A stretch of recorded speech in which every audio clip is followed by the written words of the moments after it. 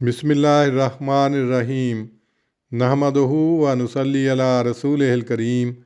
सही अल बुखारी किताब मवाक़ीतिस सलात बाब 17 मन अदरका रकातम मिनल असर क़ब्लल गुरूब, यानी जिसने सूरज डूबने से पहले असर की एक रकत पाली। हदीस नंबर 556।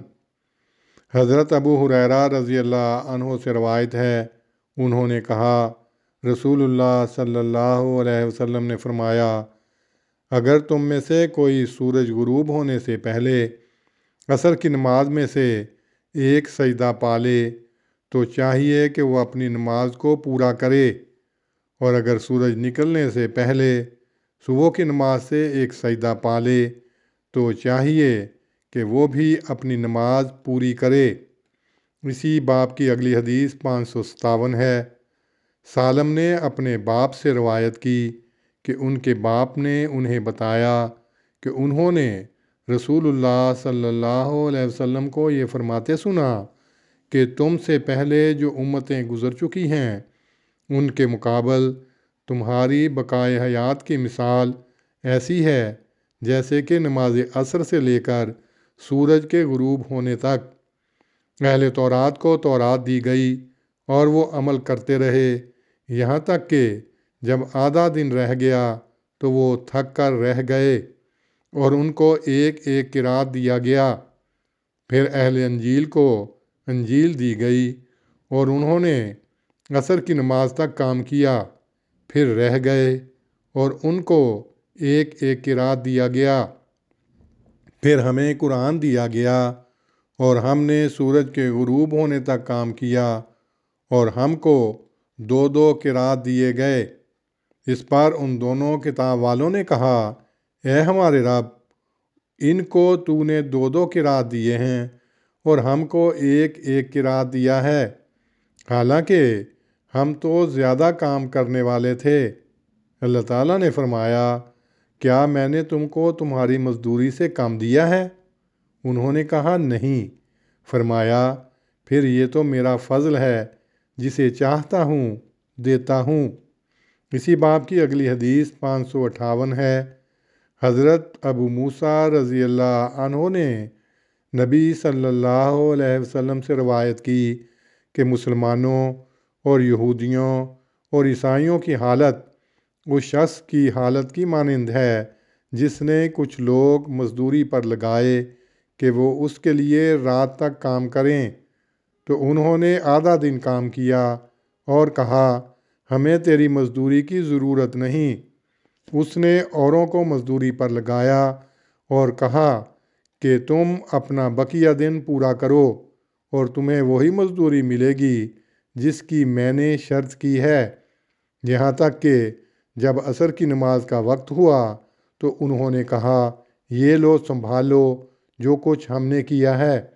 इस पर उसने कुछ और लोग मजदूरी पर लगाए और वो बकिया दिन का काम करते रहे, यहाँ तक कि सूरज डूब गया और उन्होंने दोनों ग्रोहों की मजदूरी पूरी की पूरी ले ली।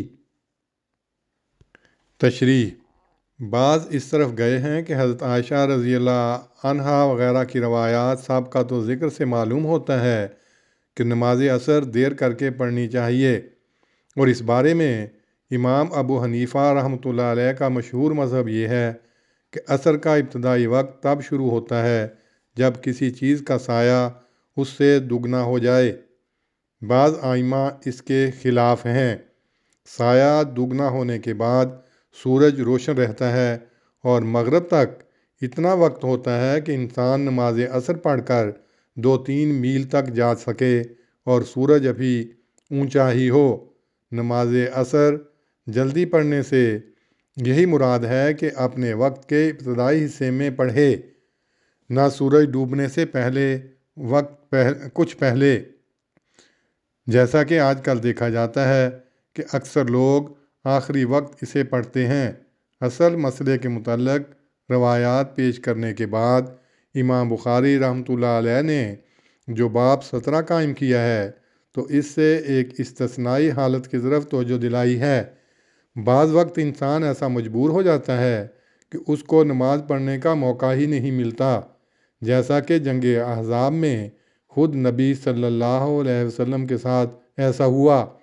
تو ایسی حالت میں مذکورہ بالا حکم ہے، یعنی اذا ادرک احدکم سجدۃ من صلاۃ العصر، سجدے سے مراد رکعت ہے، جیسا کہ روایت نمبر 579 میں امام مالک رحمہ اللہ سے بجائے سجدہ کے رکعت مروی ہے۔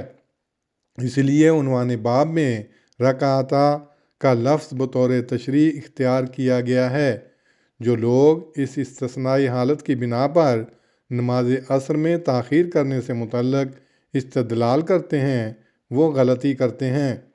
اس روایت سے بھی ان نمازوں کی اہمیت ہی ثابت ہوتی ہے، یہ ثابت نہیں ہوتا کہ ان میں عمدن تاخیر کرنا جائز ہے۔ روایت نمبر 557 بھی سابقہ مضمون کی تائید کرتی ہے۔ انما الاعمال بخواتیمہا، عمل کا انحصار خاتمے پر ہے۔ ایک کام شروع کر کے اس کو درمیان میں چھوڑ دینا نتیجہ خیز نہیں ہو سکتا۔ عمل کی قیمت تکمیل عمل سے ہے۔ اس نقطۂ معرفت کو سمجھانے کے لیے جو مثال حضرت صلی اللہ علیہ وسلم نے دی ہے وہ حضرت مسیح علیہ السلام نے بھی دی ہے۔ دیکھیے متی باب 20 آیت 1 تا 16۔ فاوا فضلی اوتی ہے من اشاء، اللہ تعالیٰ کا فضل بھی تکمیل عمل پر ہوتا ہے، نہ کثرت عمل پر۔